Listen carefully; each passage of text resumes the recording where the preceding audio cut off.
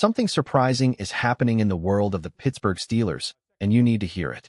A powerful shift, an unexpected voice, and a bold claim have suddenly put a young quarterback right in the spotlight.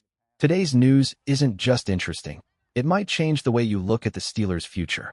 So stay close, because what I'm about to tell you is serious, surprising, and too important to miss. First up, a big statement from former NFL head coach and quarterback specialist Jon Gruden.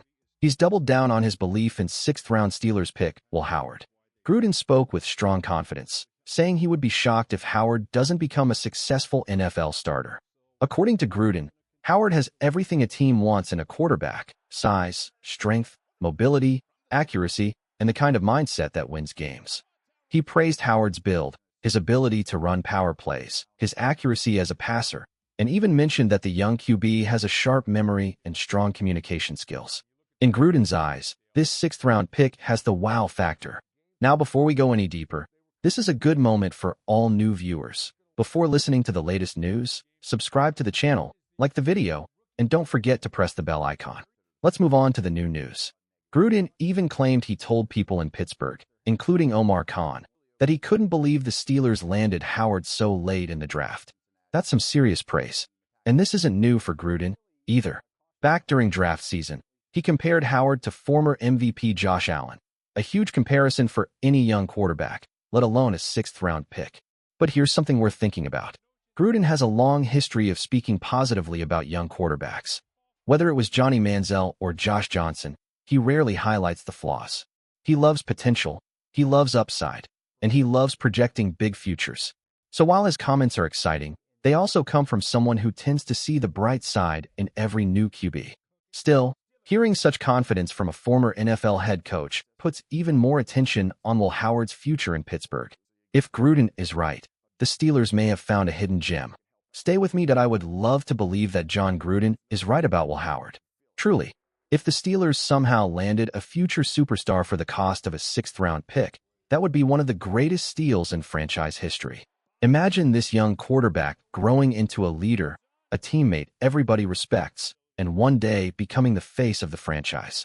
If he ever reaches the level of battling Mahomes, Allen, and Lamar for championships, every Steelers fan would celebrate that moment. But here's where things get real. I'm just not sure his ceiling is as high as Gruden believes. From the moment the Steelers drafted Howard, I've said the same thing. He does have the tools to become an NFL starter. He really does.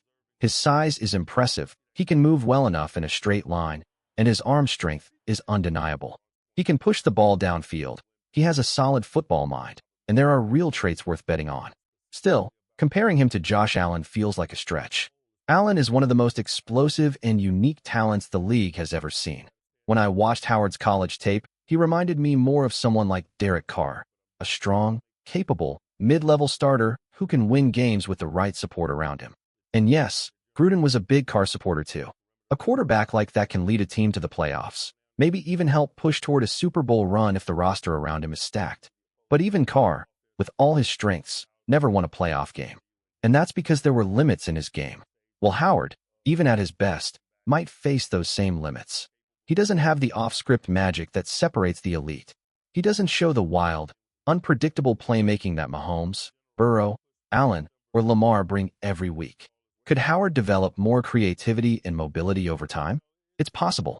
But building your entire future on the hope that he becomes a completely different kind of player, that's dangerous team building. Especially in an AFC packed with superstars and young quarterbacks who already change games with their legs and instincts. And for those saying, just wait until Rodgers retires next year, then we'll hand the team to Howard, that's a risky plan.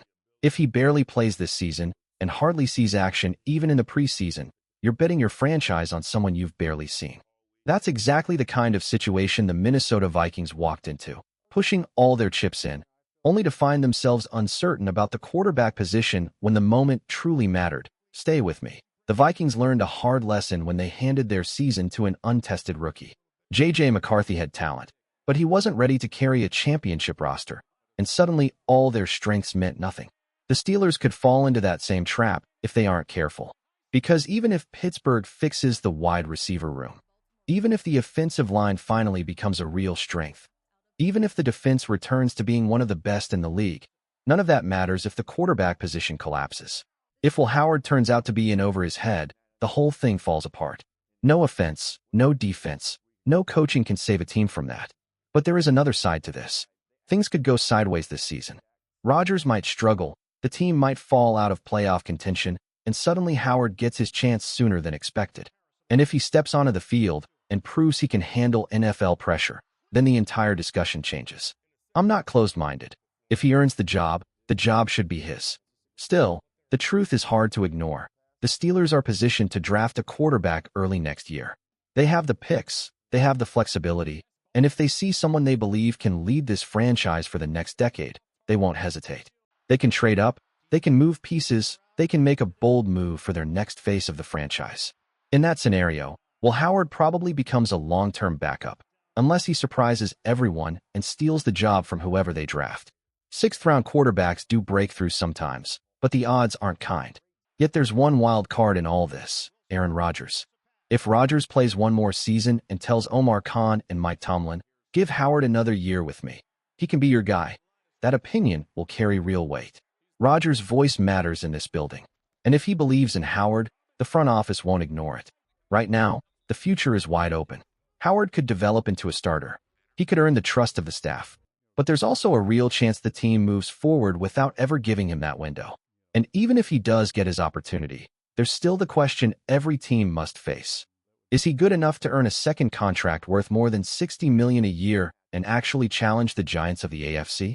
It's a lot to think about. And honestly, the story is still just beginning. Will Howard's future in Pittsburgh is a big question, maybe the biggest one surrounding this team.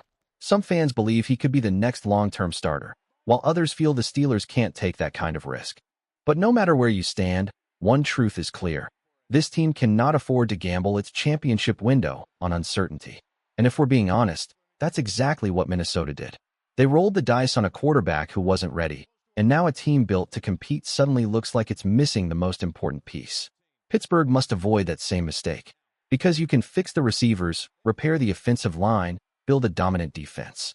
But if the quarterback situation falls apart, everything else collapses with it. A bad season from that position turns a Super Bowl dream into a wasted year, no matter how strong the roster looks around it. Now let's shift to something that matters just as much this week: facing the Cincinnati Bengals. If Teryl Austin wants success on Sunday, he should look back at his very first game as the Steelers' defensive play caller, the 2022 season opener in Cincinnati. That performance wasn't just impressive, it was a blueprint. The Steelers' defense played an exhausting 94 snaps that day, yet gave up only 20 points while facing Joe Burrow, Jamar Chase, and T. Higgins in their own stadium. Just 4.6 yards per play allowed, an elite number against an elite offense. 5 takeaways: endless pressure. And of course, the iconic moment when Minkah Fitzpatrick blocked the game-winning PAT to push the game into overtime. So what made that game plan so effective? Austin leaned heavily on Tampa 2, but not the simple, predictable version. He disguised it beautifully. The defense would show a single high look pre-snap, then rotate into 2 high right as the play began. Safeties shifted, linebackers moved, and everything was designed to force Burrow to hesitate for even half a second. Those small hesitations created turnovers, stalled drives, and frustrated one of the best quarterbacks in the league. If the Steelers want to contain Chase and Higgins this time, or at least limit the damage, that same creative discipline could be the key. Burrow hates when defenses change the picture after the snap. In 2022, Austin used that weakness, and it worked. There's no reason it can't work again. Stay with me. When you go back and watch that matchup, the Steelers' entire defensive identity hinged on one key theme: forcing Joe Burrow to read the picture twice. They lived in those post-snap rotations, showing one thing before the snap and snapping the rug out from under him the moment the ball was hiked. Tampa, quarters, cover 1, cover 3. It didn't matter what the shell was. The disguise was the weapon. And notice something else: they barely blitzed. Sure, Teryl Austin dialed up a couple beautifully timed pressures, but that wasn't the backbone of the plan. The pass rush won with 4, consistently. And if they're going to slow Cincinnati down this time, they've got to lean into that again. To me, the approach has to shift. More zone than last time. A commitment to bracketing Jamar Chase so he can't feast on those quick slants and shallow drags that turned into explosive plays in their first meeting. And yes, get back to those post-snap rotations and disciplined run fits that worked beautifully back in 2022. There's a blueprint here, and Austin has already shown he knows how to use it. And honestly, over the last 2 weeks, this defense finally looked like itself again. After those embarrassing outings versus Cincinnati and Green Bay, they responded. Against Indy and the Chargers, and against two quarterbacks who'd been playing legitimately well, the Steelers tightened up. They got stops. They affected the pocket. They found a rhythm rushing with four. The pass rush looked alive. It feels like this defense has turned a small corner since the last time they saw the Bengals. That's why I'm predicting Pittsburgh's defense shows up far better this week against Cincinnati, against Joe Flacco, against Jamar Chase, against the entire operation than it did in Week 7. And yes, I'm taking the Steelers to bounce back and win this one. But before we wrap this section up, let's address the conversation that's been simmering around Aaron Rodgers. Some folks are already panicking, talking about his age, about whether he wants to take hits, about whether he's too old. Some are even calling for Mason Rudolph. Look, that's noise. Quarterbacks can have a rough outing without being declared washed. For 8 straight games, Rodgers played genuinely good football for Pittsburgh. One bad performance does not erase that. And if you want a reason to believe a veteran quarterback can start slow on a new team and then get rolling, there's a pretty famous example, Tom Brady. His first stretch in Tampa looked a whole lot like Rodgers' first stretch in Pittsburgh. Sometimes the story isn't that a quarterback is declining. It's that transitions take time. When you line up Aaron Rodgers' early numbers in Pittsburgh with Tom Brady's first stretch in Tampa, something becomes obvious. The paths are almost identical. The only reason Brady had more total yards was volume. He was throwing far more often than Rodgers. But when you dig into the efficiency metrics, the comparison becomes almost eerie. Yards per attempt? Nearly the same. Touchdowns and interceptions? Neck and neck. Completion percentage? Virtually identical. But where it really gets interesting is in the deeper analytics, the measurements that strip away circumstance and reveal how well a quarterback is actually performing. EPA per play, success rate, completion percentage over expected. In all of them, Rodgers and Brady sit in the same neighborhood. In fact, Rodgers edges Brady in passer rating through their first 9 games. And remember what happened next. Brady went on to win a Super Bowl, knocking off Patrick Mahomes at the peak of Kansas City's dynasty arc. There's another piece of symmetry that most people overlook. Their 9th games, both of them, were the worst of their starts with their new teams. Brady looked flat-out mortal against the Saints. 0 touchdowns, 3 interceptions, barely 5 yards an attempt, and a passer rating scraping 40. He looked old. He looked off. Fans wondered if he still had anything left. Sound familiar? Rodgers had his own rough outing against the Chargers, but even then, the situations weren't equal. Rodgers threw a touchdown. One of the interceptions wasn't even on him. It bounced right out of Calvin Austin III's hands. And his passer rating? Still higher than Brady's in that infamous 9th game. This is what great quarterbacks do.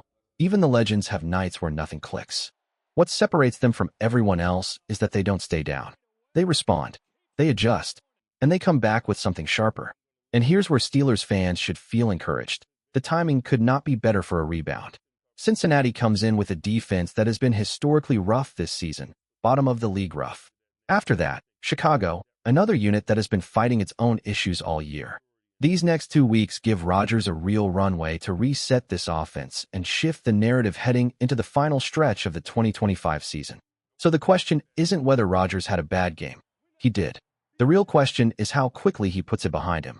And if history tells us anything, quarterbacks built like this always answer.